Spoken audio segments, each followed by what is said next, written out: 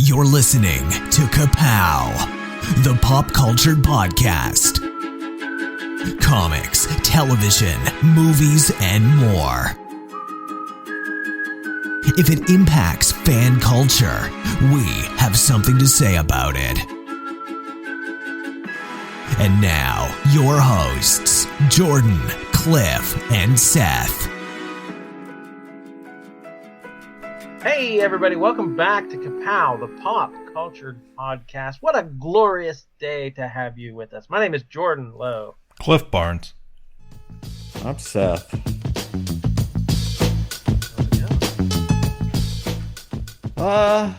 Anybody pick up the newspaper lately? Segue. Any newspaper in particular? I had to go on a quest to find a newspaper. They're not easy to find. It was my 20th anniversary at Asylum not too long ago, and better late than never. The paper contacted me and asked if they wanted to do a little interview. They had a little section called My Marietta, and it was spotlighting some of the shops around town that, make Marietta what it is. I said, sure thing. So it was in the paper Thursday. I'm like, I'll run to Kroger, get some groceries. I'll grab a newspaper on the way. Well, their rack was completely empty. Like, there was a run on that day's newspaper. So I had to make a trip across the street to a gas station. I was like, do you guys have newspapers? He's like, yeah, over there. And then the guys at the counter were like, I can't believe they still make those. They were just like, who buys newspapers? Like, I do. Somebody else was like, that's a guy from the newspaper. Yeah, I was like, I want to be like, the guy who's in it is who buys it. Strictly. That's why they put people in it. Yeah. So somebody will buy it. Yeah. $1 at a time. That's what everybody we know in the newspaper. But it was a very nice article. The reporter just kind of let me ramble about the history and how it came about. So she took some nice colorful photos, made the shop look nice, had well-stocked shelves and everything. So there's just the print copy just had one tiny little black and white photo, but online there were some really nice big colorful photos. So I was very happy with it. Shared it on my Facebook page, and a gentleman who I believe is his aunt owned and ran Books and Things, which is like the iconic comic shop in the region for my childhood, at least. He had said, hey, I think you're probably the longest running comic shop to ever be in the Mid-Ohio Valley. And it blew my mind. I literally had never thought of that.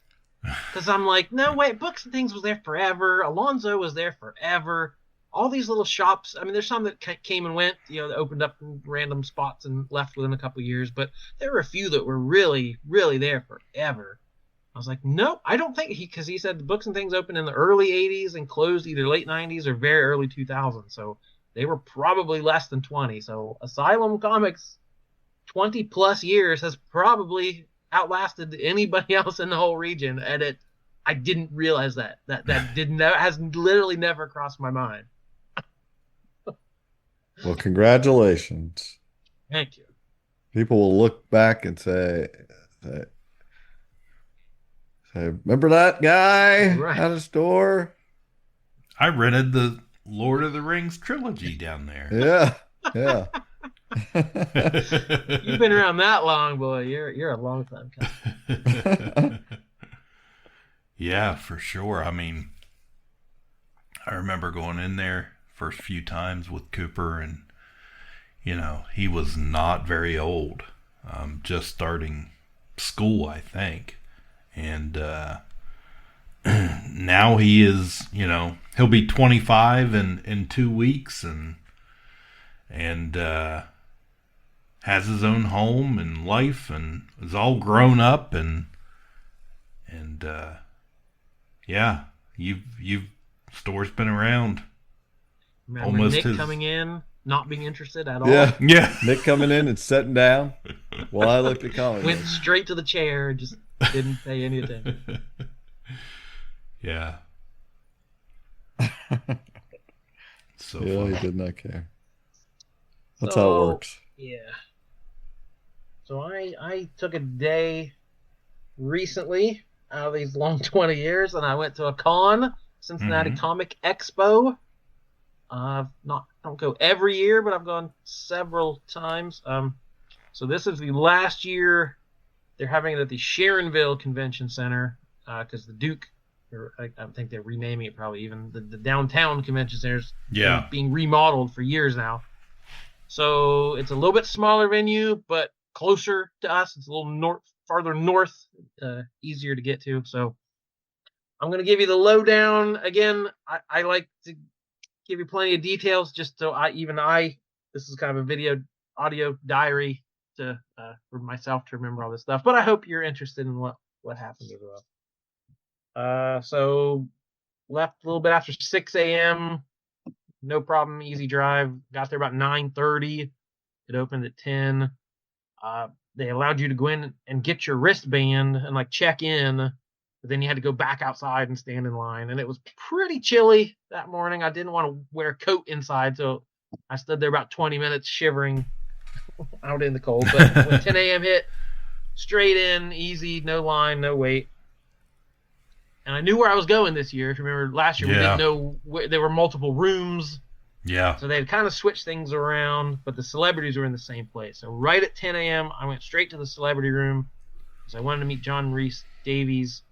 I thought I'd heard he had long lines because he does definitely take time with everybody. So it's a slow process to get through his line. So I'm like, I want to hit him first off, which probably wasn't necessary because nobody was there. There was literally no one in the celebrity room. I was third in line, and we just stood and looked. And no other celebrity was in the building because, again, Sundays a little slower starting. People were out late Saturday night. Okay, that's fine. I get a little bit of like, you're being paid to be here. Like I run through all that stuff. I try. We're all human, whatever. But it's also like, you got schedules to keep, people. Yeah. Let's get cracking. I drove 3 hours and I was to be first in line. Yeah. So had a little bit of a wait. The first celebrity that came in the room was John Glover. The guy played Lionel Luther on Smallville and Gremlins 2. If you're a fan of Gremlins 2, you've all seen that movie. So he came in with a cup of coffee and was just kind of walking around. He didn't go straight to his table, and he kind of sauntered up to us. It's like, where's John? John! He just started yelling for him. It's like, dude, you're the only one here. And he's like, where's John? What's he doing? Sobering up? He's like, no, I'm sure he's in church. I'm sure he's in church. That's where John is. And he just started singing hymns. It's like, nearer my God to thee. And he sang the whole song.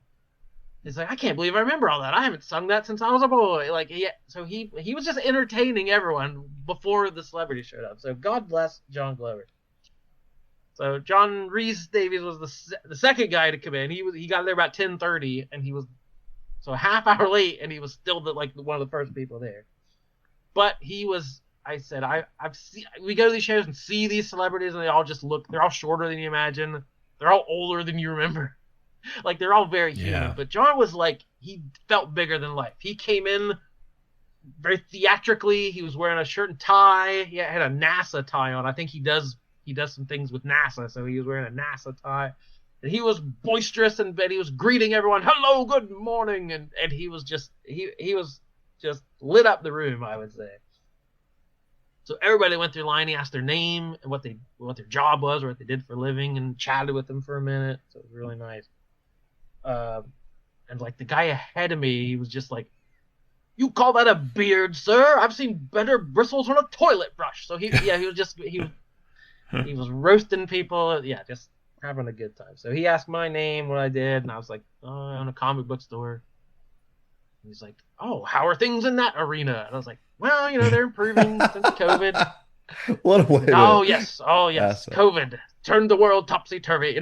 Everything he said was like a line from a movie. It was amazing. So I said, I know you've been in some of the best movies of all time, but I still think Sliders is my favorite performance. I had him sign a Sliders comic book. He's like, oh, yes. It's like, there is currently a petition making the rounds, and myself, Jerry, Sabrina, and Clavant would appreciate your signature. Like, he named the whole cast. They're all on board. They all want Sliders to come back. So I'm gladly signed that petition. Had to keep my promise. So then again, everyone who got up to take a photo, he's like, "May I place my arm around you?" Like he got consent. He made sure it was okay. So he puts his arm around me and he started tickling me. He was just like poking me in the ribs. I was like, "Yeah, I fucking did this." He was like, I to make sure I had a natural smile or whatever. So I got tickled by John Rhys Davies, and he told the girl doing the photos, he's like, "Take lots of pictures. Take 100 photos. It doesn't matter what I look like. This is for them. This is for their memories." So he implored the girl to make sure they got a good shot of everybody. So again, it probably happened fast, but it felt like I got my money's worth. It felt like I had a moment with them. So I said probably one of the top of these celebrity. I mean, I don't do a ton of it at every show, but you know this is right up there toward the top. So right after that, I went to the only other celebrity I wanted to see was Helen Slater, the original Supergirl. Billie Jean. She was the voice of Talia on probably 4 episodes of Batman the Animated Series. So I had my poster time. Poster. So I slid that over, and she's like, "Do you want me to write Talia under my name?" I was like, "That would be amazing." And I said, I just rewatched Billie Jean, and she kind of got like she rolled her eyes or was like acted kind of embarrassed. Yeah. And I was like, it was really great. I was like, I forgot how ahead of its time it was, and all the issues that it dealt with. She's like, "Oh, thank you." She seemed kind of shy, but I don't know, it was cool. I sprung for a photo with her because like it's Supergirl, why not? Let's get a photo. So got a photo with her as well. So right next to John Rhys Davies was Karen Allen's table. She again, very tiny. Like I imagine her as like an action hero almost, and there's that in Raiders of the Lost Ark, but just a very small little lady. But almost every other celebrity there was Superman related, because this was the summer of Superman, so the whole building was full of Superman people. I had missed Tyler Hoechlin and Bitsy Tulloch, who played Lois and Clark on the CW show. They were only there Saturday, so I didn't get to see them. But I did see Brandon Routh, Tom Welling, Michael Rosenbaum, Kristen Kruk, Laura Vandervoort from Smallville, Tim Daly, who voiced the animated Superman, Gerard Christopher played Superboy on the 80s show, and sadly Dean Cain canceled a couple weeks before, so who knows what we would have got from Dean Cain, but he was busy, I guess. So my plan was to get there right at 10 and hopefully get everything done by noon, because there's a panel at noon, the Christopher Reeves era villains. It had Sarah Douglas and Jack O'Halloran, played Ursa and Non in Superman 2, the Kryptonian villains, and Mark Pillow, the nuclear man. The fingernails. The nuclear fingernails. So I thought they probably have some good stories. I wouldn't mind going to that panel. But if I don't have everything done, that's not a make or break panel for me. So that was my plan, was to get everything done within the first 2 hours. But it didn't happen. I didn't make it to that panel. So thank God that woman that was in Superman 3, that she gets turned into the computer robot. Oh man, that thing scared the shit out of me when I was a kid. I'd probably still be scared of her. All right, so I made my way over to the artists' alley, and there was a booth there for Batman the Animated Series. They had 2 tables worth, and they had 3 folks, Stan Berkowitz, Alan Burnett, and Dan Reba, who are all writers, directors, producers, or artists on Batman the Animated Series and all the Bruce Timm follow-ups, the Superman show, Justice League Unlimited, all these guys all worked on all these shows of that era. And that booth had some of the coolest merch. Like, it had posters and prints, these noir style, like Batman animated. Like, I could have bought everything in this booth. It was all super cool. But they must be making the rounds together, because their poster had all 3 of them on it. Like, it was a very professional setup booth, and they had some super cool stuff. But so I had all 3 of those guys sign my animated poster. That's cool. And they were like, "Oh, you got a lot." And they were like, "Oh, check this out." They were like pointing it out to the other one, and like, "Oh, you met this guy." And so I had to tell the story how I missed Kevin Conroy, his last he was scheduled for the last 2 shows I had tickets for, and just missed them. So basically we talked about Kevin for a second. So yeah, that was pretty cool. Basically, it was like a Final Destination thing. The first time, it was like you just kept coming after him like death. Not to bring it up. So right after that, I saw Rags Morales there. Mm-hmm. So this is the only. I know you guys like the awkward story. So this was my most awkward encounter of the day. My first comic artist here, and I'm like, oh no. So I had 4 items. Seth had given me a copy of Infinity Crisis. Identity Crisis. There you go. So I had a copy. I had Seth's copy, and I wanted him on 2 posters. So I said, oh, $5 a signature. That's easy enough. I said, hey, can I get 4 signatures? And hand him a $20 bill. And he puts his hand up. He's like, whoa. Just wait on me. I'm an artiste. Like, yeah, I'm like, wait, is this not a financial transaction? What's going on here? You are charging for something, and now you're acting like, let's not bring money into this. Leave it on the nightstand. Yeah, let's not sully this with cash. So I'm like, okay, so I'm already juggling a whole handful of stuff. And his table, he's got short boxes on either side. He's got easels with his artwork, and he has a big drawing table in his lap. So, like, there's no empty table space to put anything. So I'm lay like, okay, a poster out there. Yeah. Exactly. That's where my trouble was. And he's got one of those real nice paint pens that takes forever to dry. Mm-hmm. Does a super elaborate signature. Great signature. So I hand him Seth's book. I was like, and I always feel weird getting 2 copies of something signed because that feels like I'm going to flip it on eBay or something. So I hand him the first one. I feel like I got to explain it. I'm like, oh, I said, this is for a buddy of mine who wasn't able to make it, but, you know, he's a real Marvel guy, but this is still one of his favorite books, just, you know, probably his top DC. And I talked for like 40 seconds. And he looks like, true. What? What? Who? Fuck he that didn't guy. hear. I don't know if he didn't hear me, didn't understand. I don't know. He was just like, what are you talking about? I was like, I'm trying to compliment you. I'm sorry. Okay. So we're already off to a rocky start.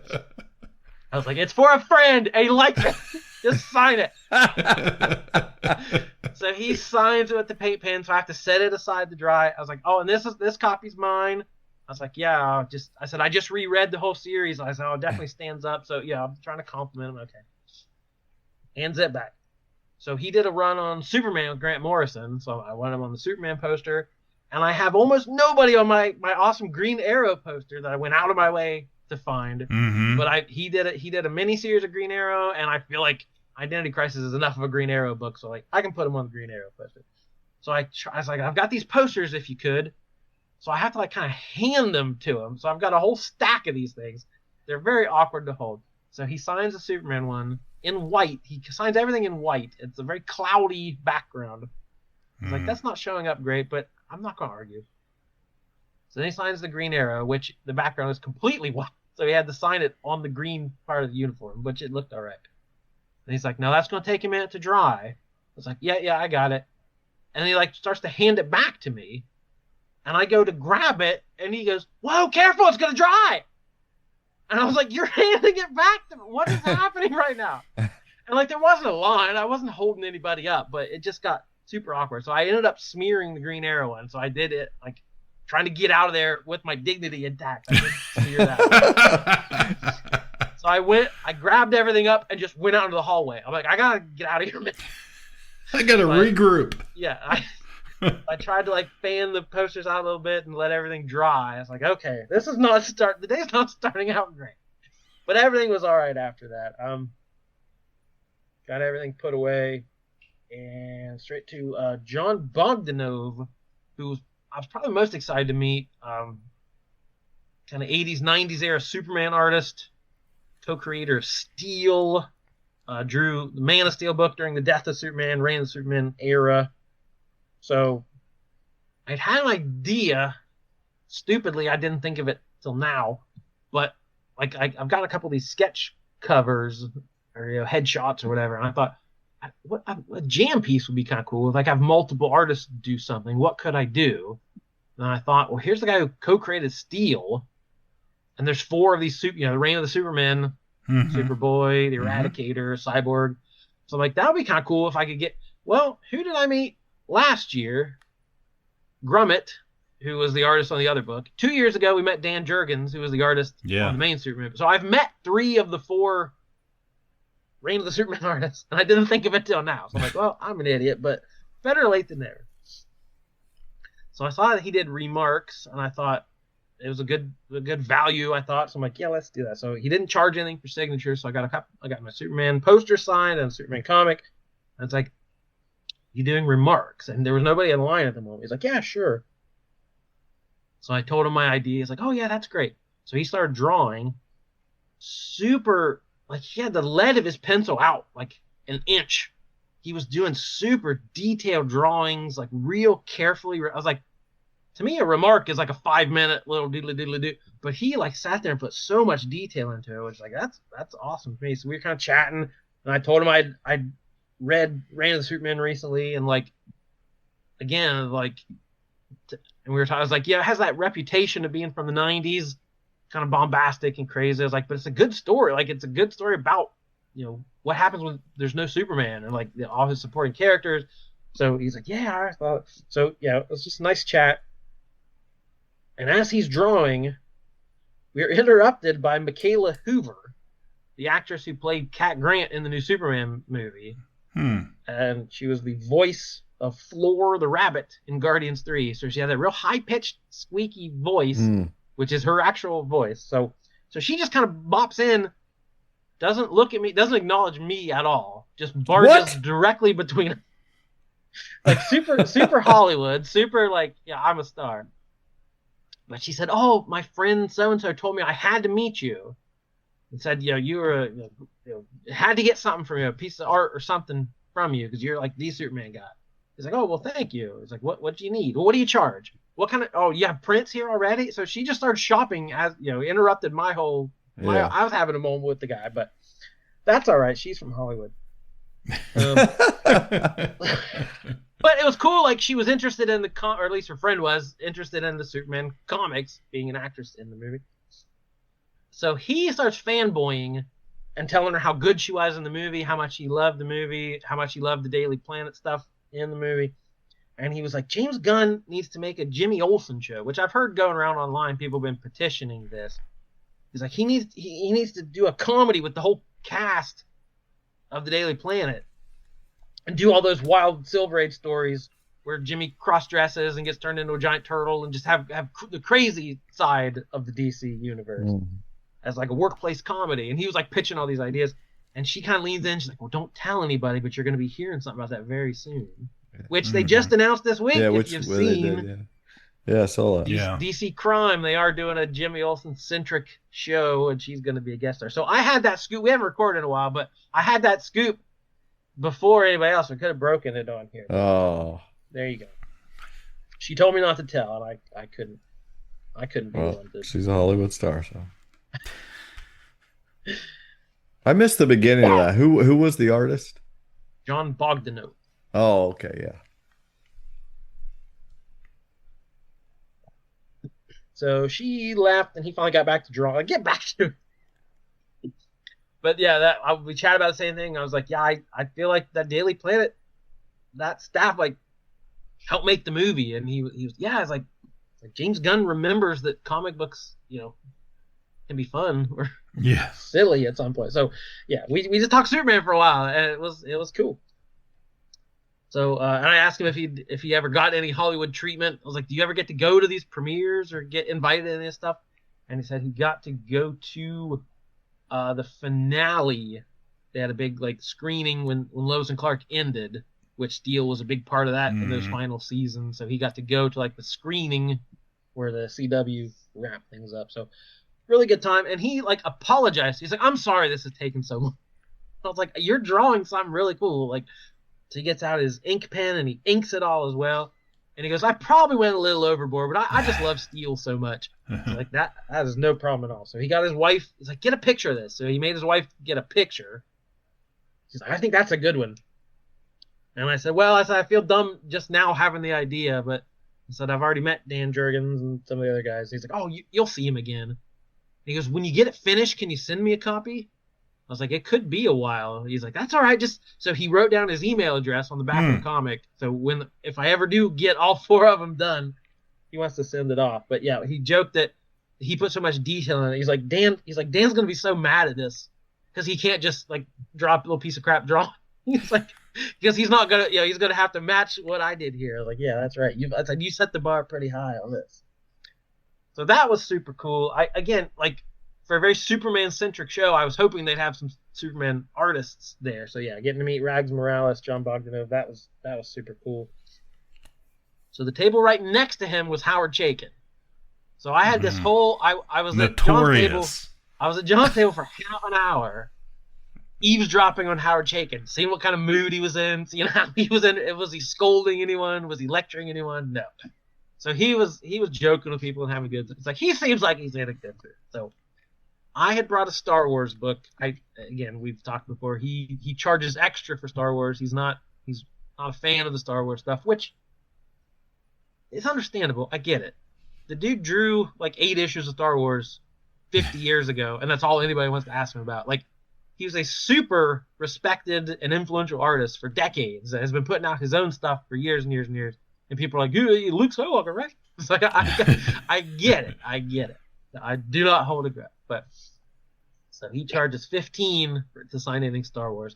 But they had just done the facsimile of Star Wars #1, the reprint of the original Marvel issue. And I had some of the foil variants left, which is it looks really nice.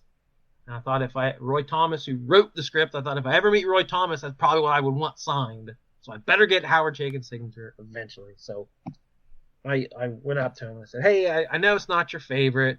He's like, I made peace with it. Like, he was just kind of shrugged it off. And I said, hey, a begrudging signature looks the same. And he kind of laughed. And I handed him $15, like, exact change. Thank you. Like, it made him so happy that I had exact change because apparently nobody else does. So I got back on his good side by having exact change. So that was He'll remember. Yeah. So I have a Star Wars #1 facsimile. That guy's always got an issue with something, I'm telling you. He's a character. I think he kind of leans into it a little bit. I like him. Yeah. Then I met Oliver Ono, which I had never heard of him before. He's a very young artist, but he's the artist on the 3 Godzilla books at the moment. He is the artist on Starship Godzilla, which just came out. So I ordered an extra copy of #1 just to grab it and get signed.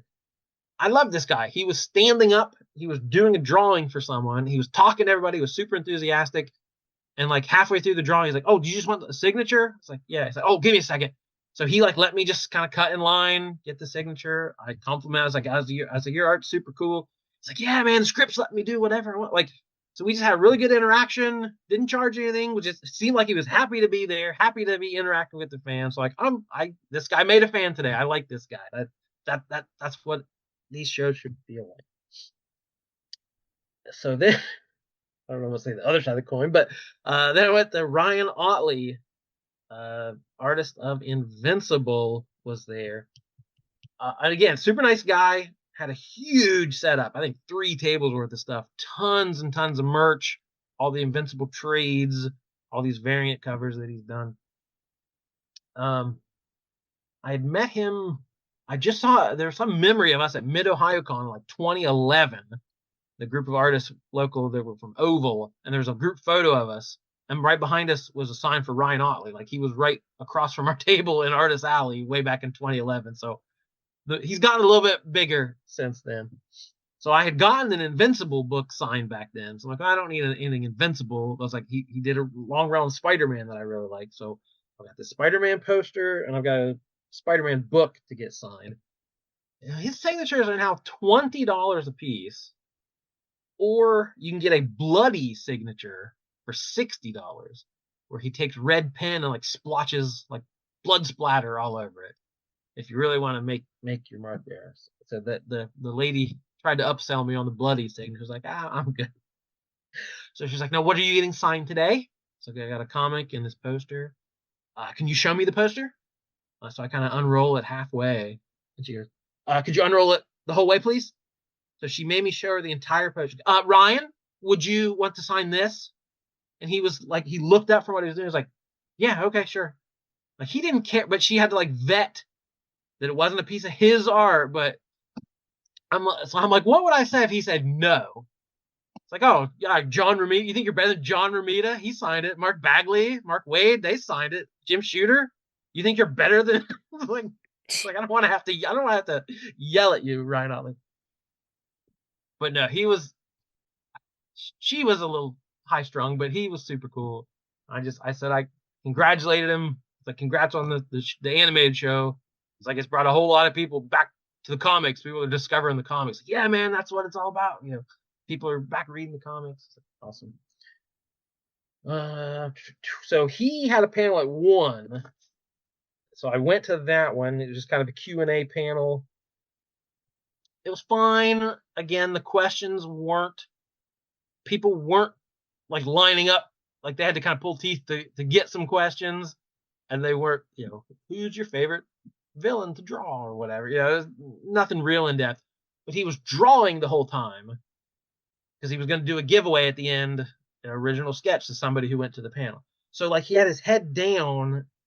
It was like, what? Yeah. So he was really distracted the whole panel, it seemed like. But again, it was a nice guy. But when they started the panel, they're giving out tickets to do a drawing at the end of the show. So they come to my row, and the guy next to me passes me a ticket. So I turn and pass it to the lady to the left of me. And I turn, and the guy's gone. So that was supposed to be my ticket. As I felt like Milton in Office Space with the birthday cake. Like, I passed my piece of cake, and I turned around, I was like, I was promised a piece of cake. Yeah.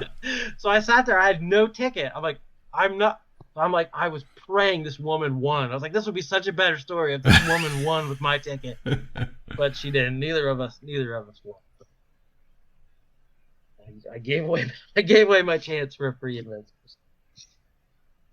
That panel only lasted about half an hour or so, but it was fine. By the time that was over, Frank Cho was there, because his sign at his table said, back at 1 p.m. or whenever I wake up. So he wasn't there the whole morning. And then later, as I walked by, he had a sign that had gone to lunch. So he didn't get there till after 1, and then took a lunch. It's like, you're one of the biggest names here, dude. We had remember last year there, we had an issue with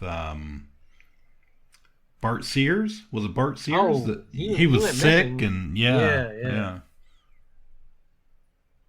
So I got Frank Cho to sign my Avengers poster.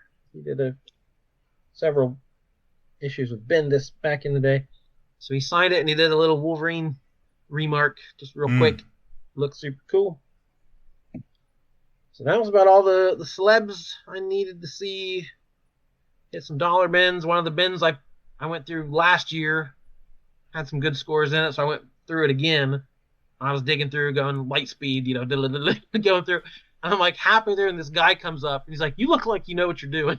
I was like, "Yeah, I know what I'm looking for." He's like, "You might save me some time. Have you seen any Marvel G.I. Joes in there?" Oh, no, I haven't. So he knew I had looked through every book in the bin. He's like, "Okay, cool."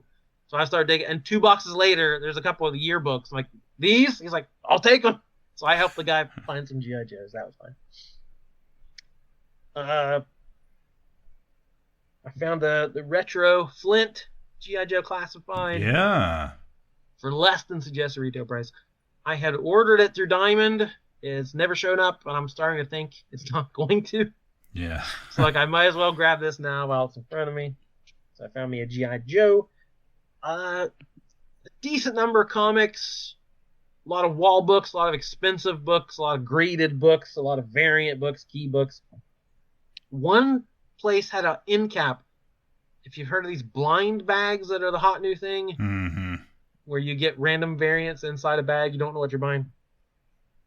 This Mark Spears Monsters book just came out with a blind bag that sold like 400,000 copies. It made some ridiculous amount of sales. Well, there was a guy there that had an end cap, like an L-shaped shelf on the end, nothing but those variants, like hundreds of copies of it, stacked. I was like, okay, that's where these are all going to end up. All these ones that aren't the rare variants, all these common ones are going to end up on these end caps. And then I walked around the corner, and he had the Invincible, the Battle Beast book, which started this whole blind bag nonsense, sold a ton of comics. Had a whole thing of the blind bags that had been opened. It's like, okay, yep, these are gonna be, these are gonna be in landfills pretty soon, but pretty interesting. But a lot of merch, a lot of Lego, a lot of like crafty stuff, a lot of plushies, a lot of T-shirts, like the accoutrement that goes with all this comic stuff. So I did kind of one more loop around. Like, I just want to make sure I hit every aisle. And it was, by this point, it was like 2:30 on a Sunday. I'm like, this should be winding down. But like the aisles were still packed full. There were some aisles I couldn't even get through. So I'm like, all right, this is still going strong. People are still making sales. So good for them. But I was going to get out of there, get home before dark, hopefully. So I got out before 3. I'm going to get a jump on things. Let's get rolling. You just fall right out of the place, right on the interstate. But I get stuck behind a train. There was a train going by. So there was this I had to sit at a light. It changed 50 times before I could get through it because there's all this convention traffic trying to get out. The train stopping everybody. I was like, ugh. So it took me a half hour to get on the interstate. And on the way down, I'm like, I'm not making this mistake again. There's no place to eat between Cincinnati and Columbus. I'm going to figure it out before I get down there. We have learned this lesson. I'm driving through. I see the exit for Xenia. I'm like, Xenia, that's a town I've heard of. That's a major stop. I see it has some restaurants. I'm like, maybe I'll just stop in Xenia on the way back. So I get on the interstate. That exact same place, 3 years in a row now, traffic jam. I get stopped just crawling like a half hour north of Cincinnati for just open fields. There's nothing going on. I won't go that way anymore. I saw a cop in the median. There wasn't any kind of wreck. There wasn't any reason for it, but it was the same exact spot. I get stuck. I get to Xenia. I need some gas. I'm like, okay, I get off the exit. I'm like, I swear going south, there was a bunch of restaurants. I don't know if there was multiple. I got off the wrong Xenia exit, apparently, because it had like a gas station Subway, and that was about it. I'm like, there is nothing to eat here. So like, all right, so fine, I'll get back on the interstate and find something. Nope, there's no food for like an hour. I was like, the first place I see, it was exactly like what Seth and I ended up at the same Popeyes that we ended up at after our trip. Did they have chicken? They had chicken. So, history has repeated itself 3 straight years trying to get out of Cincinnati. I won't go interstate anymore, anywhere around Cincinnati. I'm hitting 32 or something. And coming nothing across. There. There's nothing that should impede anybody. I don't get it. That 71 or whatever it is between Cincinnati and Columbus is just, it's terrible. But wasn't quite as long a delay as last time, so made it home in pretty good time. Had a good time, and I shared the sketch I got.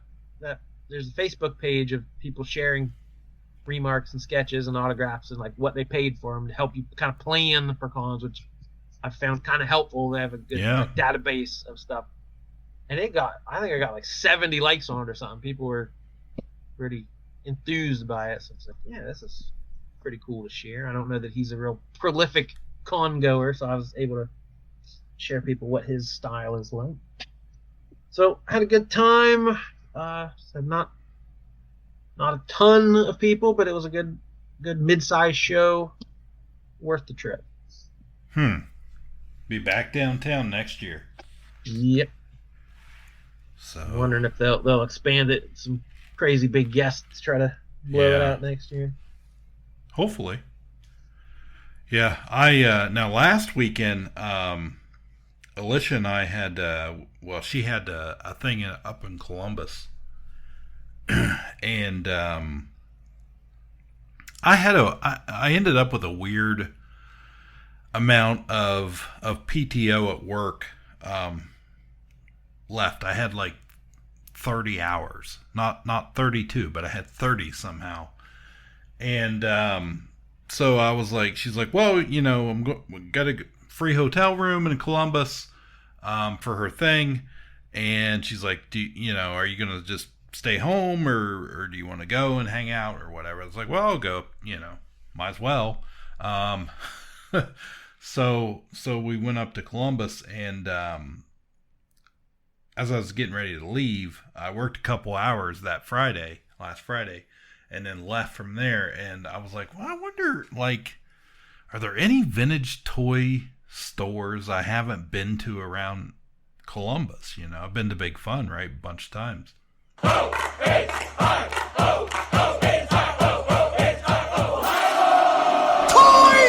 Trail. Vintage.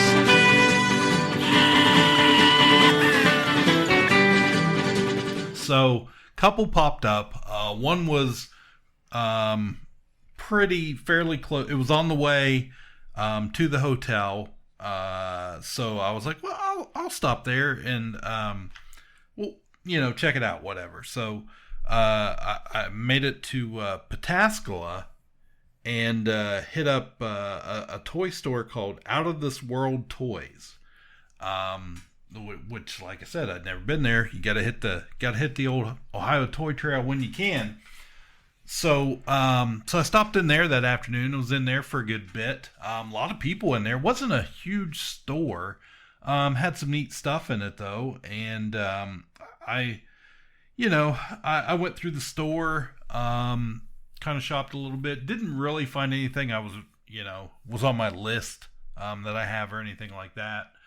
And I was kind of getting ready to leave, and the guy that owned it was up at the counter working through pricing some stuff he just got in, and he's like, "Hey man," he's like, "Well, what you find anything?" I was like, "Nah, not really, nothing I was looking." He's like, "Well, what are you collecting?" So we started talking and struck up a conversation, and I was like, "Well, I'm kind of finishing up the superpowers thing I've been doing for a few years. Still got a like 3 or 4 I kind of want that I haven't been able to get yet." He's like, "Oh yeah, those some of those hard to find ones get pretty pricey." I was like, "Yeah," and I went through the whole store, and he had a bunch of DC stuff, but there wasn't a one superpower figure that I saw in there. And he's like, "Well, here's my DC stuff. I just kind of throw stuff in here, some beaters and stuff." And he pulls out, and he's got this big box of superpowers figures behind the counter. And I was like, "Oh." He's like, "Yeah." He's like, so anyways, we were talking and had a pretty good conversation with him. Ended up, the guy that owns that store, he runs the CTS show that we have went to in the past. Went to a few months ago. So that was pretty cool. New face and just kind of talking about, vintage toys and stuff. And he had some just off card vintage Dungeons and Dragons figures that I was kind of looking at. I mean, they were super nice. But again, not a collection I'm necessarily into. There are a couple figures I'd like to have, but I'm always a little leery these days of like starting a new thing, because then I'm in it. So anyways, it was a pretty cool store. He apparently he had worked at Big Fun for a few years before he started his own shop. So we were kind of, he's like, "Yeah," I was like, "Yeah, I'm going to Columbus." He's like, "Yeah, you're going to stop at Big Fun?" I was like, "Yeah, probably tomorrow. Hit up Big Fun." He's like, "Oh yeah, I work there, blah, blah, blah." So anyways, it was kind of neat. New store to check out if you're around that area. And then the following day, again, Alicia was doing some training stuff up there, and I didn't have anything to do. So my cousin Matt that lives up there, I had contacted him to let him know I was going to be in town. I was like, you want to do something or whatever? I was like, I'm probably going to go to Big Fun. So he was like, yeah, he was in for that. We've talked about his Star Trek collection before recently here, and I know he goes to Big Fun every now and again. But I didn't. So we go, and I did not, I guess, have an idea how much he must go there. Because we walk in and you've been there. It's super crowded. There's lots of people there. It's hard to maneuver and look at things sometimes because there's so many people. And we walk in and the owner of the store was somebody said something to him, like, and he comes up and he's like, "Hey, Matt, how you doing?" And they start in all this Star Trek talk, and Matt's like, "Oh yeah, my cousin," and introduced me, and like he's like, "Oh yeah, nice to meet you," and this and that, and like they talked, and I was kind of shopping around, I wasn't, Star Trek's not my thing, so I was looking for a few, just checking some stuff out, and anyways, yeah, come to find out that like he definitely knows. They are on a first name basis. Norm. He may get a little bit of a discount, because he's apparently there that much, and they're buddies, and I don't want to ruin anything, but yeah, I bought a couple things, and he was like, I went to check out, and the normal guy, was going to check me out, and the owner came up behind him and said something to him, and I got a discount too. So I was like, yeah, well, when I'm going to go to Big Fun, I'm going to call my cousin and make sure we go together from here on out. So no, it's super cool store down in the short north. If you've never been there before, one of my favorites. Up in Columbus in that area. And then we went and had some Mikey's late night slice for lunch afterwards. And, Matt had heard me talk about Mikey's and stuff before.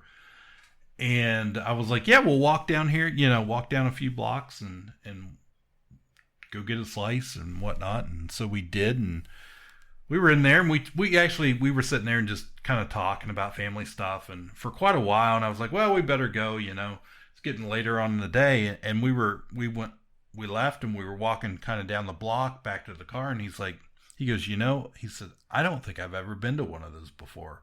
He said, I thought I had, but I'm thinking of somewhere else. So he got his first trip to Mikey's out of it, and he was like, yeah, it was pretty good. I was like, yeah, that garlic sauce, man, took some home. I was like, it's hard to beat.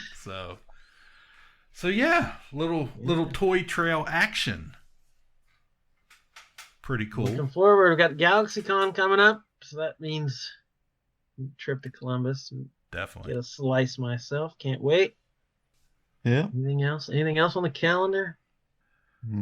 That weekend of GalaxyCon, Nick and I are going to see that Ben Schwartz comedy improv tour thing. They're going to be in Columbus. Oh, at the comedy club or at a it's at some theater. Yeah, that's cool. Might have some special guests, like people that are there for the con might show up who don't go to other cities. They might. I don't know.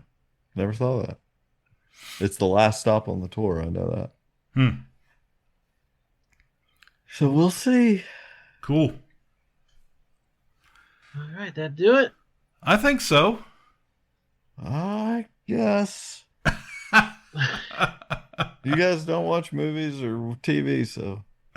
There's plenty of TV. We definitely need to catch up on some TV. I don't know if you guys want to tonight. You've just crossed over into the Twilight Zone. Live from New York, it's Saturday night!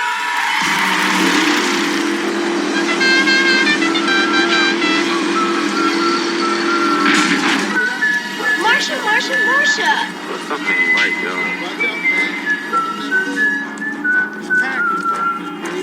Yo, son, come on, yo, Roundhouse coming, man. I'm Prison Mike. You know why they call me Prison Mike? Beavis, please sit down. Are you threatening me? I am Cornholio. First sign a youngster's going wrong, you got to nip it in the bud. Nip it. And I'm sitting there with Woody, and I turn to him and I go, boy, these pretzels are making me thirsty. Picture it. Sicily, 1939. What you talking about, Willis? Won't you please? Please won't you be my neighbor? Hi, neighbor. Good afternoon, everybody.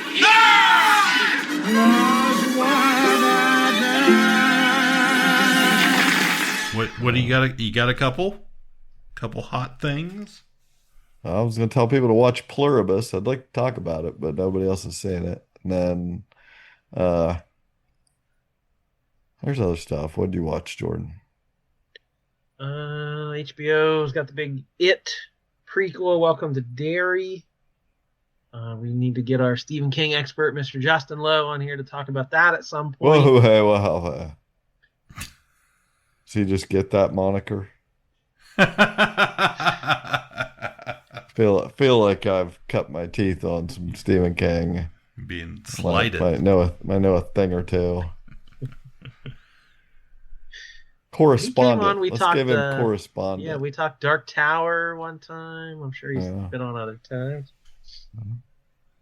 It's not it is not my favorite thing, but the show's been pretty good. It's been super creepy.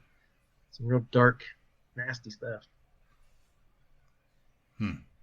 Yeah, I watched a bunch of. So I watched a Stephen King movie today in theaters, The Running Man. Saw The Long Walk last month. I had anticipated my whole life for them to make that movie, so yeah. I saw people go see Begonia. It's still in theaters, maybe. Cliff's favorite director, Yorgos Lanthimos. Okay.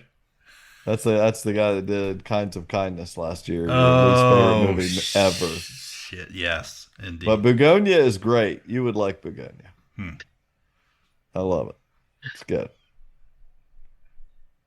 Good stuff. I'd like to see it for sure. Yeah, I did get HBO back. Since we've recorded anything, and did get through Peacemaker season 2 a while ago, and thought it was good. I didn't have a problem with the ending or anything. I thought it was cool. It was fun watch. James Gunn, a little montagey at the end, a little bit, but not super terrible. I mean, it didn't really affect my opinion of the season for me. And started. It did rock me a little bit. Not to be kind of vaguely spoilery, but when you learn the twist, there's people who notice right away, and there's people who, like me, was completely oblivious. I was like, "Wait, does that mean I'm not at all racist, or I'm very racist?" Very. You either notice or you don't notice. It's like which is better, to have noticed immediately or to not notice at all? Yeah. Yeah. So watch that. Working on. Been watching that new Tim Robinson show. Chair Company. I haven't seen the latest episode. I haven't seen the latest, but yeah, just started that the other night, and I was like, this thing it's insane. Yeah, the show. So yeah, made me. Nick had me. He told me to watch. See, I was not. I think you should leave some of it, but I'm not an enormous fan. And I did like Friendship. I saw you did not like Friendship, Cliff. Yeah, made me go back and watch Friendship, and I didn't hate it, but. Yeah. I liked it. I literally love the funniest thing I probably saw in theaters all year was the Lick and the Frog. Yeah, that segment is just amazing. But the Nick said he watched Detroiters. It's on Netflix, the 2 seasons of that. So I'm almost finished with it, but I watched the whole first season in one night. It was pretty good. So it's easier to swallow because it's not cringe like the rest of his stuff. Yeah, it's got like Detroiters, weird moments, but not like Detroiters is happy-go-lucky. They're friends. There's stuff that's weird, but it's positive kind of stuff. Like his other stuff, like the first episode of Chair Company is so like, I want to scratch my skin off. Like it's just like I'm not comfortable watching this. Yeah, everything is just like uncomfortable. But that is a good word for it. Yeah. But it's I like it so far. I really like Lake Bell, and I feel like they haven't given her anything to No, do. Like, she doesn't have anything she's to do. good, but her character is just kind of bland. So I'm hoping she gets some kind of moment to shine. Yeah. Yeah. I will recommend. I watched the Lowdown. I watched the Ethan Hawke show. I watched 2 episodes, maybe 3 of that. Everybody's raving about it. Yeah. And I stopped watching it. And I'm just like, it took me a couple. I wasn't super into it the first 2. It took me a while. Like I took like 2 weeks between them or whatever, and didn't go back to it for a while. But I really got into it by the end. It was just 8 episodes. I'll revisit. Created by Sterling Harjo, who was a creator of Reservation Dogs. Yeah. And it's set in Tulsa, Oklahoma, same place. They actually had some cameos. The actress Paulina Alexis, who played Willie Jack, like passes Ethan Hawke on the street and kind of nods to him. So it's like basically set in the same universe as Reservation Dogs, but you don't need to know anything for sure. But yeah, Ethan Hawke, he's been a movie star forever, but like he's doing some really interesting stuff lately. I've become more of a fan of his, like that as the villain in Moon Knight. He really shined. That show, The Good Lord Bird, which I loved and nobody ever talked about. He was the abolitionist John Brown. Just a complete nutso performance. Like, it was so good, and I thought he was super good in this as like this citizen journalist who just gets into stuff. It's kind of this weird Shaggy Dog detective story where like he's kind of following one trail and he keeps getting sidetracked, and there's land deals and secret wills and white supremacists. So just all this crazy stuff pops up, but it was so well done, I thought. And a super great cast.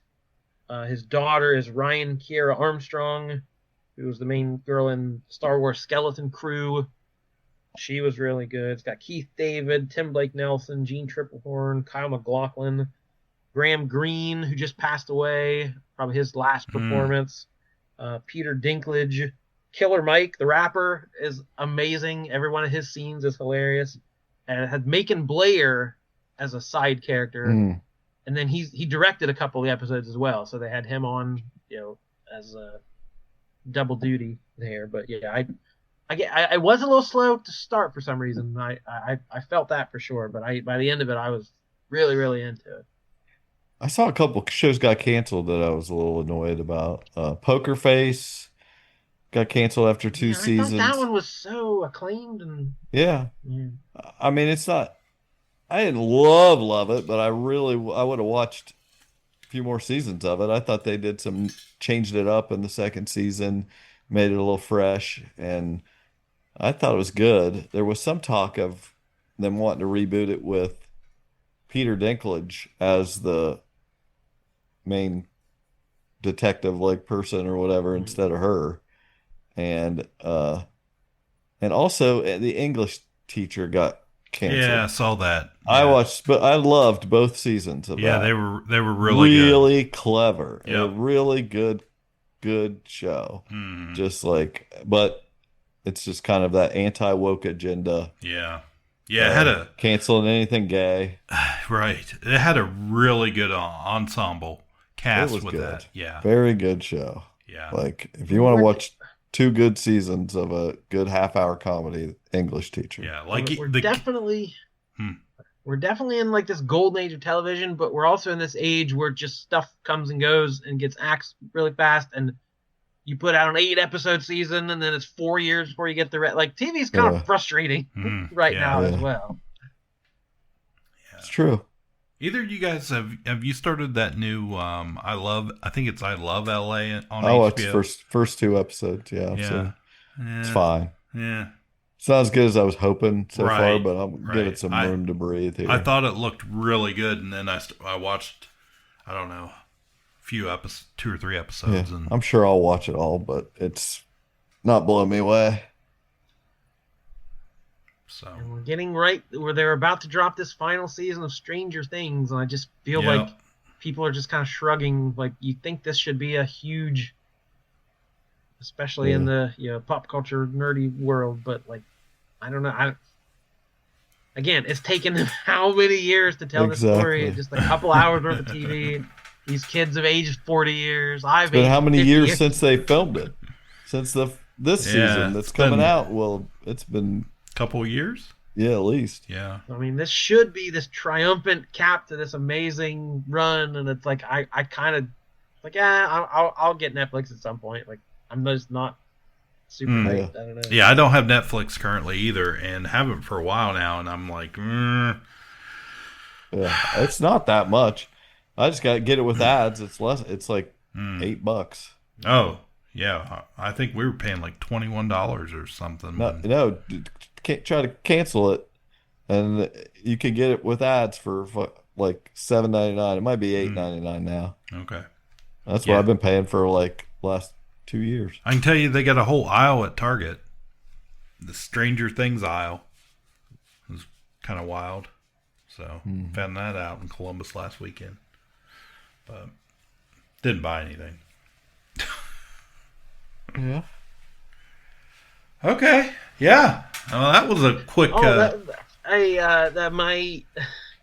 nephew Xander, I brought him up a couple times. His dad's been trying to like introduce him to all these classic shows they've gone through. There's something recently I saw him put a review, like some movie I watched or was at, and he, like, I follow him on Letterboxd, and he had marked it like extremely low. And I was like, "What is this?" He's on my list. I can't remember what it was. He'll mark anything if he doesn't. Better not show his face. Yeah. But they've gone through, like, he was a big Walking Dead fan. They've watched Buffy all the way through. He just watched Lost all the way through, and they just started The Wire. He's like, that you might really enjoy this. So they were like talking. They got through like the first season, and he was asking, so is this really popular? Did it win awards? And Jared was explaining to him, like, well, at this point, Emmys and stuff were still going to like the network shows. It took a while, like The Sopranos, before the cable shows and the premiere networks and the. And he's like, "What are you talking about?" He's like, "What?" He did not understand network cable. Yeah. Mm-hmm. He did and he's media savvy. Like for a high school, senior in high school, he knows what's going on in the world. But like, he's of that age. He didn't grow up with network TV versus cable TV versus, premiere cable movie television. Yeah. Like, it's all streaming to him. Right. It's like, that's so weird. And like, such a short period of time, that's meaningless. That is absolutely something that premieres on NBC, streams on Peacock or Fox and Hulu. Like, it's all the same. Like, that's crazy to me to not immediately know the difference. It is nuts. You get around, like I work with a lot of people that are in their early 20s, and more, as years go by, it's like there's stuff that they just never have seen, like just in daily life. Like I just got a new vehicle, but like most of the vehicles they've seen since they've been driving, don't even have a key. Yeah. And like, they don't think that's just, keys are weird, to them. It's probably cringe. And, but it's just like that kind of stuff they can't even imagine. And it's like normal everyday stuff. Where do you buy a newspaper? I gotta find a newspaper. That was always the thing, though. It used to be they don't know what a payphone is, but now they don't know what everything is. Like there's way more things that are slipping away that were staples, and it's crazy. Yeah, for sure. They just announced the end to Star Wars Insider magazine. And I was like, what? It's been around for 30 years or so. I was like, and they're like, yeah. I guess people don't read magazines. You could told me that magazine ended 30 years ago. And I wouldn't be sure. I'll have to check the eBay listing, see if I need to sell some. Yep. All right, I'm starving. Right. Yep. That's Ka-Pow. We got our finger on the pulse of modern pop culture and talking old junk. Leading off with newspapers. Yep. Meeting Karen Allen. Billy G. Kids love. Dean Cain. All the top marks. All right, there we go. That's Ka-Pow. We haven't talked these normal episodes in a while. We kind of lost our touch, so we'll be back soon. We'll have more to talk about. We got movies, TV, comic books, all the regular lovely stuff. We'll see you then. My name is Jordan Lowe. I'm Cliff Barnes, and I had a car that had 2 keys. One to start it. For the trunk? One for the trunk. That's right. That's how it used to be. You had to have one separate one for the trunk. Yeah. That was a thing. Not so long ago, kiddies. Now I have a car. Now this, I don't even understand this. I just got this Jeep Cherokee, and it was like, I don't know whether it's like right before they switched to the push button stuff, but it's just a fob that you stick in a slot on the dash, almost like a USB stick, and you turn it, but it's not like you're cranking the engine. You're just turning it, and it's the equivalent of pushing a button. So it's like it was letting people fake themselves out into thinking they were still cranking it. But I discovered there's a hidden key inside the fob, and I don't know what it's for. I'm Seth. Goodbye forever. Ka-Pow, the Pop Cultured Podcast, is intended for entertainment and informational purposes only. Sounds, music, and clips played during the podcast are property of copyright holders. All original content is property of Ka-Pow, the Pop Cultured Podcast. If you enjoyed this episode, please subscribe and leave a comment. KPP can be found on Apple Podcasts, Podbean, YouTube Podcasts, Spotify, and wherever podcasts can be found. You can connect with us through social media on Facebook, YouTube, or email Ka-Pow, the Pop Cultured Podcast at gmail.com. Join our Patreon page to help support the show at patreon.com/udownwithkpp for special content and early access to episodes. We are grateful to anyone who chooses to contribute. Most of our content will remain free, so please click the thumbs up, like, share, and ask your friends. You down with KPP?